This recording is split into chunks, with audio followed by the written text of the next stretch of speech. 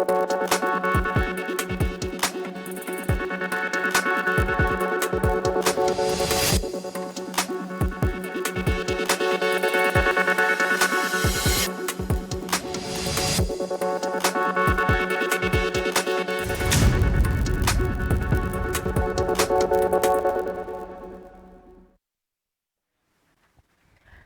आप देख रहे हैं जन टीवी में प्रीति शर्मा आपके साथ। खबरों को विस्तार से भी जानेंगे, लेकिन शुरुआत करते हैं हेडलाइंस के साथ।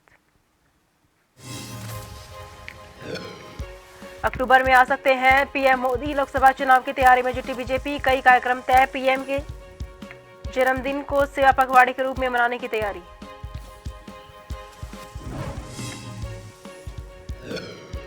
औद्योगिक विकास से उत्कृष्ट योगदान के लिए सम्मान समारोह। 35 लोगों को औद्योगिक पुरोधा सम्मान से नवाजा। राज्यपाल लेफ्टिनेंट जनरल गुरमीत सिंह ने की शिरकत। पंचायती राज मंत्री सतपाल महाराज, शहरी विकास मंत्री डॉक्टर प्रेमचंद्र अग्रवाल और पशुपालन मंत्री बहुगुणा ने की बैठक। राज्य में निराश्रित पशुओं के लिए गौशाला की स्थापना को लेकर चर्चा।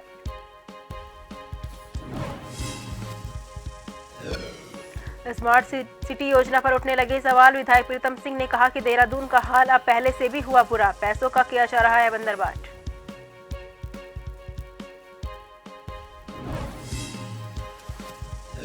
बारिश से उत्तराखंड में पहाड़ टूटने का सिलसिला जारी। भूस्खलन से बद्रीनाथ नेशनल हाईवे बंद। पागल नाला के पास आया मलबा।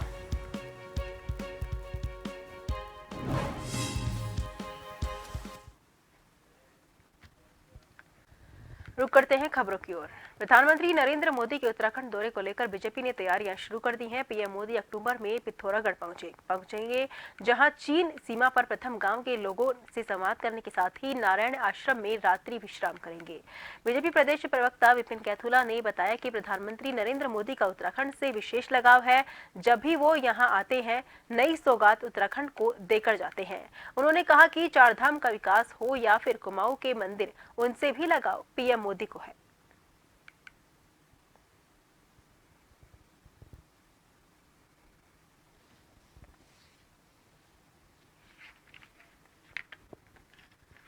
देखिए, माननीय प्रधानमंत्री जी का उत्तराखंड से विशेष लगाव है, हम सब लोग जानते हैं। और जब भी उत्तराखंड आते हैं तो निश्चित रूप से एक नई सौगात उत्तराखंड को देके जाते हैं। इस बार भी उनका प्रस्तावित कार्यक्रम है। जब वो उत्तराखंड आएंगे, कुमाऊं में पिथौरागढ़ उन्होंने रहना है। आईटीबीपी के जवानों के साथ वो रहेंगे और कैलाश पर्वत में कैलाश जो मंदिर है उसके भी दर्शन करेंगे। कैलाश के मंदिर के दर्शन से मैं ये कह सकता हूं कि कुमाऊं के अंदर जो धर्माटन है, पर्यटन के साथ साथ कुमाऊं में भी धर्माटन को नई पहचान मिलेगी। और आने वाले समय में उत्तराखंड जिस प्रकार से बद्रीनाथ टाउनशिप हो या केदारनाथ टाउनशिप हो या गंगोत्री, यमुनोत्री और चारधाम का विकास हो, इसी प्रकार से कुमाऊं के अंदर जो मंदिर हैं, कुमाऊं के क्षेत्र में जो मंदिर हैं, उनको भी प्रधानमंत्री जी का विशेष लगाव है। वहाँ पर वो जब रहेंगे तो निश्चित रूप से धर्माटन उत्तराखंड के लिए बढ़ेगा, जो कि हमारी जीडीपी के लिए, हमारे विकास के लिए, उत्तराखंड की पहचान के लिए एक मील का पत्थर साबित होगा। तो राज्य में औद्योगिक विकास में उत्कृष्ट योगदान के लिए 35 लोगों को औद्योगिक पुरोधा सम्मान से नवाजा गया। वहीं राजभवन देहरादून में हुए कार्यक्रम में राज्यपाल लेफ्टिनेंट जनरल गुरमीत सिंह ने शॉल उड़ाकर सबको प्रशस्ति पत्र भेंट किए। बता दें कि उद्यमियों के साथ साथ कुमाऊं मंडल के कमिश्नर दीपक रावत, पूर्व उद्योग निदेशक सुधीर चंद्र नोटियाल और पूर्व पीसीएस हरबीर सिंह को भी उनके योगदान के लिए सम्मानित किया गया।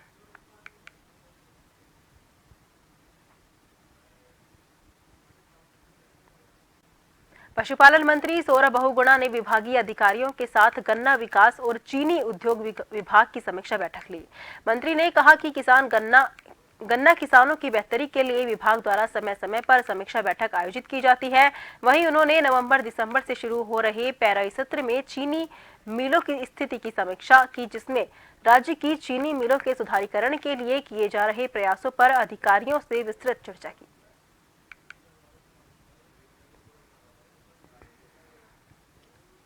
आपको मालूम है कि गन्ना जो विभाग है वो लगातार किसानों को बेनिफिट पहुंचाने के लिए हम बार बार ये समीक्षा करते हैं, ताकि जो हमारा पेराई सत्र शुरू होने वाला है नवंबर-दिसंबर से, उसमें जो हमारी चीनी मिल्स है उसमें कितनी स्थिति सुधरी है, क्या क्या काम हो रहे हैं, कैसे उसको आगे और उसको सुधारीकरण करना है, उसके लिए मेरी तीसरी समीक्षा बैठक है इस साल की पराई सत्र शुरू होने से पहले। कोशिश है हमारी कि जो चीनी मिलों में ब्रेकडाउन होते हैं, जो चीनी मिलों में रिकवरी कम होती है, जो चीनी मिलों में प्रॉब्लम आती है, किसानों को क्या बेनिफिट दे सकते हैं इस पराई सत्र में, उसको देखते हुए मीटिंग आहूत करी गई है।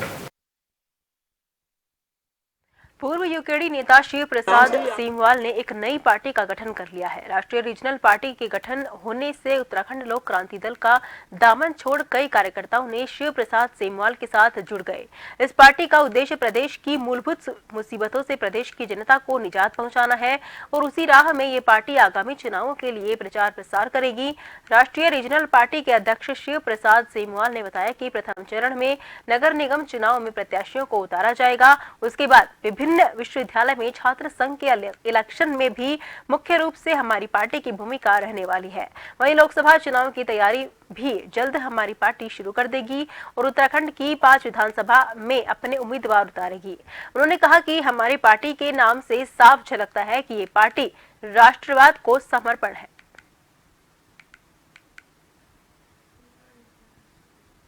हमारा ये साफ साफ मान लीजिए कि जिन मुद्दों को लेकर के दिल्ली वाले दल अभी तक उठाते नहीं है, चाहे भू कानून हो, मूल निवास हो, या यहाँ पे राजधानी के मुद्दे हों, महिलाओं पे अपराध हैं, एक भी इशू भर्ती घोटाले से लेके, रोजगार से लेके, महंगाई से लेकर के एक भी इशू जो है दिल्ली वाली पार्टी, चाहे वो पक्ष हो या विपक्ष हो, ये उठाने में नाकाम रही। और हम लोग चाहेंगे कि इसको बिल्कुल थोरोली इसको जनता के बीच में उठाएं। मत्स्य पालकों की शिकायतों का अब ऑनलाइन भी कम समय में समाधान हो जाएगा। इसके लिए पशुपालन मंत्री सौरभ बहुगुणा ने एक विभागीय पोर्टल लॉन्च किया है। विधानसभा स्थित सभागार कक्ष में पशुपालन मंत्री सौरभ बहुगुणा ने मत्स्य विभाग की वेबसाइट MIS पोर्टल और ULAB पोर्टल का शुभारंभ किया। इसके बाद मंत्री सौरभ बहुगुणा ने कहा कि हमारा प्रयास है कि उत्तराखंड के पशुपालकों और मत्स्य पालकों को तकनीकी के माध्यम से सरलीकरण की प्रक्रिया से जोड़ा जाए, जिससे हमारे किसानों, पशुपालकों और मत्स्य पालकों को अपनी समस्याओं के समाधान पाने में सरलता मिल सके।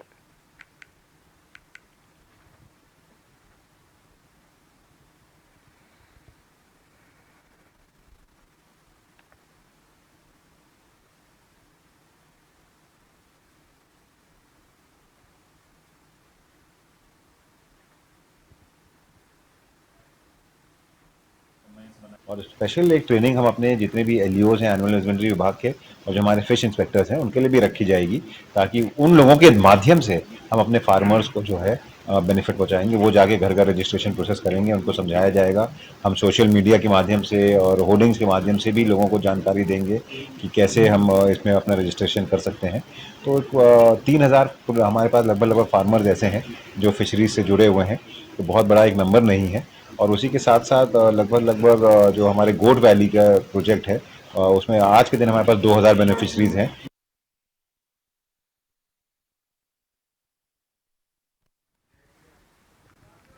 वहीं नेता प्रतिपक्ष यशपाल आर्य ने प्रदेश के विभिन्न मुद्दों के साथ सरकार को घेरने का काम किया है। नेता प्रतिपक्ष ने सत्र को लेकर भी आरोप है कि सरकार सत्र की अवधि कम रखकर मुद्दों से बचने का काम करती है और सदन के नियमों को ताक में रखकर नियमों की अनदेखी सरकार द्वारा की जा रही है। साथ ही नेता प्रतिपक्ष ने कहा कि सत्र की अवधि 20 दिन होनी चाहिए, जबकि मात्र 3 दिन में ही सत्र को निपटाने का काम किया गया है।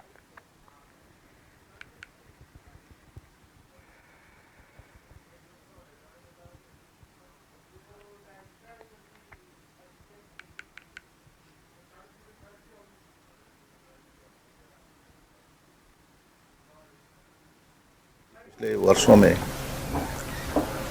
सदन की कार्रवाई पिछले वर्ष 8 दिन हुई और इस वर्ष 7 दिन हुई है, जिससे जाहिर होता है कि सरकार की नियत मंशा सदन को चलाने की नहीं है। हमने कार्यमंत्रणा समिति में भी पुरजोर तरीके से इस बात को कहा कि बहुत सवाल हैं, मुद्दे हैं, विपक्ष का हमारा एक भूमिका है, हम उस भूमिका को निभाना चाहते हैं। जनता हमसे सवाल करती है, आखिरकार हमारे सवालों को आप लोगों ने जगह क्यों नहीं दी। लेकिन सरकार ने जिस तरह से जो 7 दिन का, पूरे वर्ष भर में 7 दिन का सदन संचालित होना चाहिए, उपवेशन होनी चाहिए, उसकी अनदेखी की है।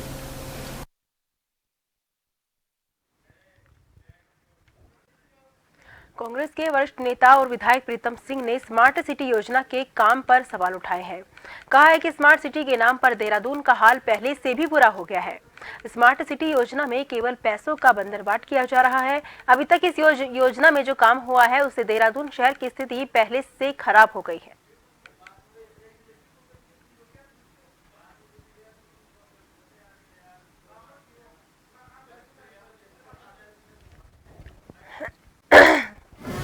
और उसका जवाब जो है सरकार द्वारा नहीं दिया गया, लीपापोती जरूर की गई। ये भी कहा गया कि जो सप्लीमेंट्री है वो 3 से ज़्यादा नहीं पूछी जा सकती है। तभी मैंने कहा था कि कार्य संचालन नियमावली में कहीं पर भी ये नहीं है कि आप सप्लीमेंट्री 3 से ज़्यादा नहीं पूछ सकते हैं। ये विधानसभा अध्यक्ष पर निर्भर करता है और विधानसभा अध्यक्ष ने सप्लीमेंट्री पूछने की जब इजाजत दे दी तो संसदीय कार्य मंत्री का ये कहना कि परंपरा, अरे परंपरा अपनी जगह है, कार्य संचालन नियमावली अपनी जगह है, और जब विधानसभा अध्यक्ष जो है प्रश्न पूछने की इजाजत दे रही है तो उस पर इफरबट करना कदापि उचित है। सरकार के पास कोई जवाब नहीं है। स्मार्ट सिटी की जो हालत है मैं समझता हूं कि आप सब लोग उसको देखते हैं। Balaji institute of alternative medical science एवं कैंसर रिसर्च सेंटर की नई शाखा का हैदराबाद के अलीपुर में शुभारंभ हुआ। आईएमए इंडिया के राष्ट्रीय अध्यक्ष और बीजेपी चिकित्सा प्रकोष्ठ उत्तराखंड के पूर्व प्रदेश संयोजक डॉक्टर केपीएस चौहान ने किया। डॉक्टर चौहान ने कहा कि ग्रामीण अंचल की जनता में कैंसर के प्रति जागरूकता आएगी, समय पर इलाज हो सकेगा, साथ ही ग्रामीण छात्रों को इलेक्ट्रो होम्योपैथिक चिकित्सक बनने का अवसर भी मिलेगा। चौहान ने कहा कि आज देश में कैंसर रोगियों की संख्या दिन प्रतिदिन बढ़ती जा रही है। कैंसर के प्रति लोगों में जागरूकता लाना जरूरी है। भारत के केंद्रीय कार्यालय तथा Balaji institute of alternative medical science and cancer research centre की नई शाखा का शुभारंभ किया गया है। इस सेंटर में स्पेशल कैंसर की चिकित्सा एवं ग्रामीण क्षेत्रों में उसके प्रति जागरूकता लाना मुख्य उद्देश्य रहेगा। खबरों का सिलसिला जारी रहेगा। फिलहाल लेते हैं छोटा सा ब्रेक।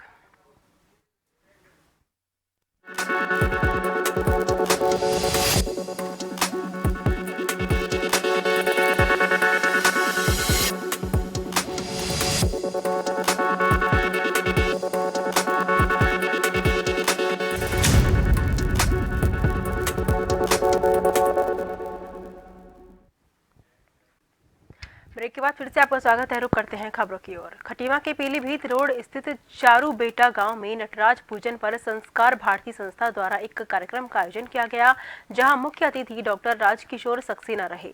कार्यक्रम की अध्यक्षता धर्म सिंह ने की, संचालन एडवोकेट नरेश चंद्र तिवारी ने किया। बता दें कि वे संस्कार भारती अखिल भारतीय साहित्य रंगमंच एवं ललित कलाओं को समर्पित एक संस्था है, जो भारतीय संस्कृति को पुनर्स्थापित करने और विलुप्त हो रही लोक कलाओं को पुनर्जीवित करने का काम करती है।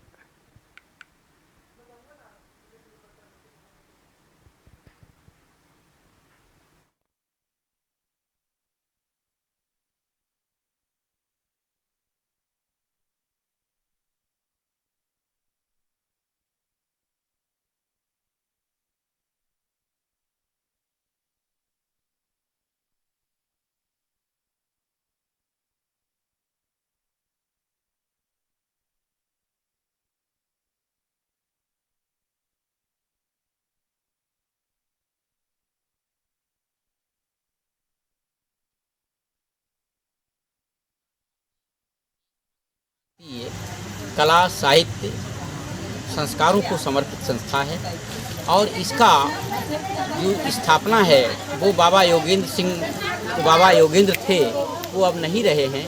उन्होंने लखनऊ में 1981 में की थी। धीरे धीरे इसकी शाखाएं बढ़ाते गए। आज भारतीय जो हमारे परिवेश के जो संस्कार हैं वो धूमिल हो रहे हैं। बच्चे जो है जो आज मीडिया आज जो तमाम मीडिया के द्वारा और तमाम संस्कृति के द्वारा जो हमारे बच्चों में एक दूसरे के प्रति अनादर का भाव पैदा हो गया है, एक दूसरे में मजाक खिल्ली उड़ाते हैं। हमारे संस्कारों के अनुसार ना तो हमारा जन्मदिन हो रहा है, ना हमारे पूजा पाठ घर के कोई का संस्कार हो रहे हैं, और हमारी जो लोक कलाएं हैं वो विलुप्त होती जा रही हैं। बहुत सुंदर कार्यक्रम। इसके लिए हमारे नरेश तिवारी जी जो प्रदेश के पदाधिकारी भी हैं और चरणजीत राणा जी, इन दोनों को बहुत बहुत धन्यवाद। मैं कल्पना भी नहीं करता था कि गांव में इतने टैलेंटेड बच्चे होंगे। बहुत सुंदर कार्यक्रम, पूरा उठने का समय ही नहीं दिया इन लोगों ने, और मैं इन सब लोगों को बहुत बहुत बधाई और धन्यवाद देता हूँ। रुड़की के आदर्श नगर स्थित श्री गार्डन में भारतीय ब्राह्मण समाज के द्वारा आज ब्राह्मण प्रतिभा और मेधावी छात्र छात्रा सम्मान समारोह कार्यक्रम का आयोजन किया गया, जिसमें मुख्य अतिथि के तौर पर बीजेपी के पूर्व प्रदेश अध्यक्ष और पूर्व कैबिनेट मंत्री मदन कौशिक ने मुख्य अतिथि के तौर पर शिरकत की। वहीं कार्यक्रम का शुभारंभ मुख्य अतिथि और अन्य अतिथियों के द्वारा दीप प्रज्वलन कर किया। वहीं भारतीय ब्राह्मण समाज के अध्यक्ष सतीश शर्मा ने मुख्य अतिथि मदन कौशिक का फूल मालाओं और शॉल उड़ाकर स्वागत किया। इस दौरान कार्यक्रम में ब्राह्मण समाज के कक्षा 10 और कक्षा 12 में सर्वश्रेष्ठ अंकों को पास करने वाले छात्र छात्राओं को सम्मानित किया गया।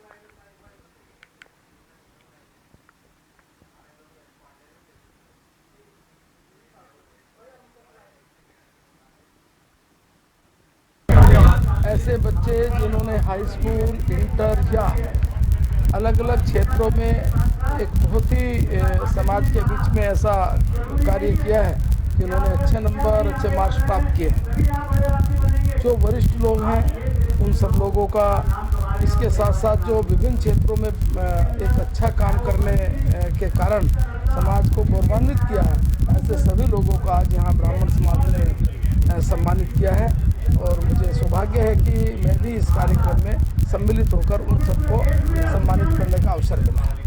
हाँ, स्वाभाविक तौर पर जब बच्चा मंच पर आकर अपने आप को गौरवान्वित महसूस करता है, सम्मानित होता है, तो उसके मन में भाव रहता ही है कि मुझे और अच्छा करके और समाज के बीच में अपनी पहचान, परिवार की पहचान, समाज की पहचान बननी चाहिए। इससे बच्चे में एक अच्छा प्रेरणा मिलती है।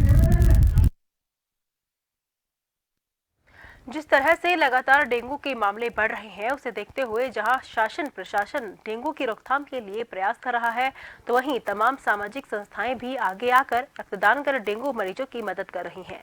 डोईवाला के रेशमी माजरी में मोहित बाबा दरबार ने भी मानव सेवा संकल्प के तहत डेंगू मरीजों के लिए रक्तदान शिविर का आयोजन दरबार साहिब में किया।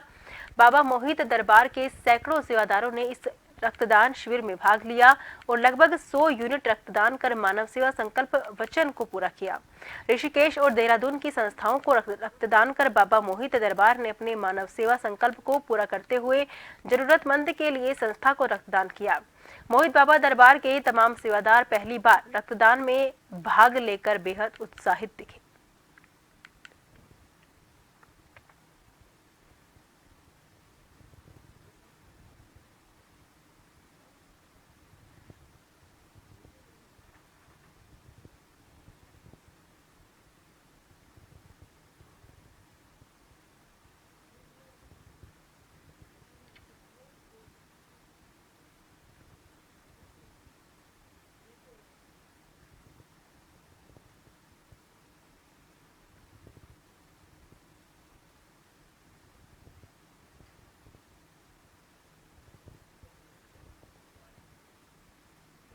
बाबा जी का संकल्प भी है कि जीते जीते रक्तदान और मरने के बाद नेत्रदान की प्रतिज्ञा हर व्यक्ति को लेनी चाहिए जीवन में। और उसी के तहत आज क्योंकि डेंगू पूरा प्रकोप इस वक्त बहुत तेज़ी से फैला हुआ है, लगातार लोगों को ब्लड की आवश्यकता पड़ रही है और बाबा जी को क्योंकि लगातार लोग फ़ोन कर रहे थे ब्लड के लिए, तो ऐसे में उनकी समस्या को समझते हुए जो है एक मुहिम जो बाबा जी की पहले से ही रही है रक्तदान को लेकर, उसके तहत आज एक दिवसीय जो है स्वैच्छिक रक्तदान शिविर का आयोजन बाबा जी के दरबार में यहाँ पर आयोजित किया गया है, जिसमें कि सैकड़ों की संख्या में यहाँ पर जो सेवादार और लोग यहाँ पर आए। यहाँ जब देखा कि ब्लड कैंपस लगा हुआ है तो मेरे अंदर भी ऐसा रहा कि मैं भी हेल्प करूँ, और मैं यहीं दरबार से जुड़ी हुई नहीं कि सेवकदार, तो मुझे ये मौका मिला। पहली बार तो मैंने ब्लड डोनेट किया, इससे पहले कभी।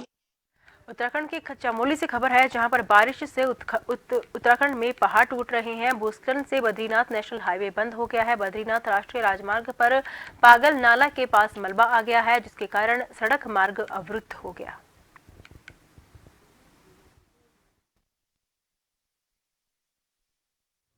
विगत 2 दिनों से पहाड़ों में मौसम का मिजाज बदला हुआ है। निचले इलाकों में भी लगातार जोरदार बारिश हो रही है।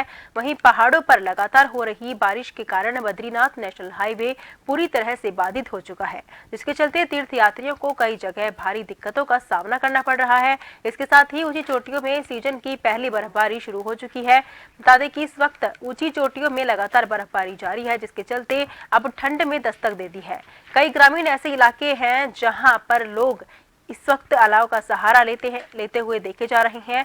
वहीं बात करें बद्रीनाथ धाम की, तो बद्रीनाथ धाम की ऊंची चोटियों में भी बर्फबारी की इस वक्त जारी है।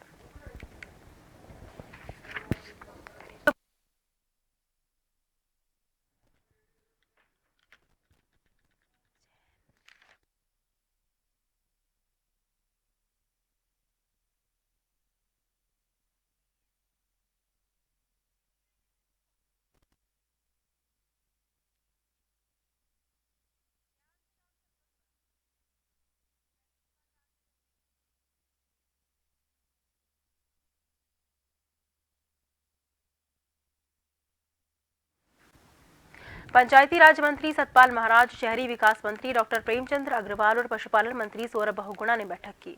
राज्य में निराश्रित पशुओं के लिए गौशाला की स्थापना और संचालन को लेकर बैठक हुई।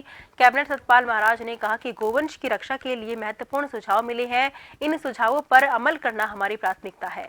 उन्होंने कहा कि सड़कों पर घूमने वाली गायों को चिन्हित कर गौ सदनों में रखा जाएगा। जिस स्थानों पर गौशालाएं नहीं बनी है, उन स्थानों पर भी निराश्रित गोवंश के संरक्षण हेतु गौशालाओं का निर्माण युद्ध स्तर पर किया जाएगा।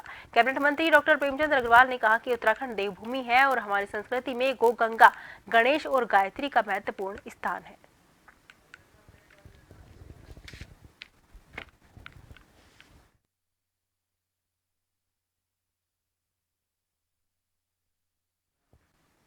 चैन स्नैचिंग से जुड़ा सनसनीखेज मामला सामने आया है। लगातार चैन स्नैचिंग के मामले लगातार सामने आ रहे हैं। बात करें गंगानगरी की रहने वाली वृद्ध महिला की, तो वहां पर गले से बाइक सवार चैन स्नैचरों ने चैन स्नैचिंग कर बाइक पर फरार हो गया। घटना सुबह 10:30 की बताई जा रही है। घटना को अंजाम देने अभियुक्त सीसीटीवी कैमरे में भी जाते दिखाई दे रहे हैं। पीड़ित वृद्ध महिला द्वारा उक्त मामले में कोतवाली रानीपुर पुलिस को लिखित शिकायत दी गई थी। वृद्ध महिला द्वारा बताया गया कि जिस वक्त महिला शिकायत लेकर रानीपुर पुलिस पहुंची तो पुलिस कर्मियों का कहना था कि अगर भाग्य में चैन वापस मिलना लिखा होगा तो मिल जाएगी। पीड़ित वृद्ध महिला द्वारा बताया गया कि अभी तक पुलिस की ओर से कोई भी तरह का कोई जवाब नहीं मिला और न ही अभी तक कोई मुकदमा दर्ज किया गया।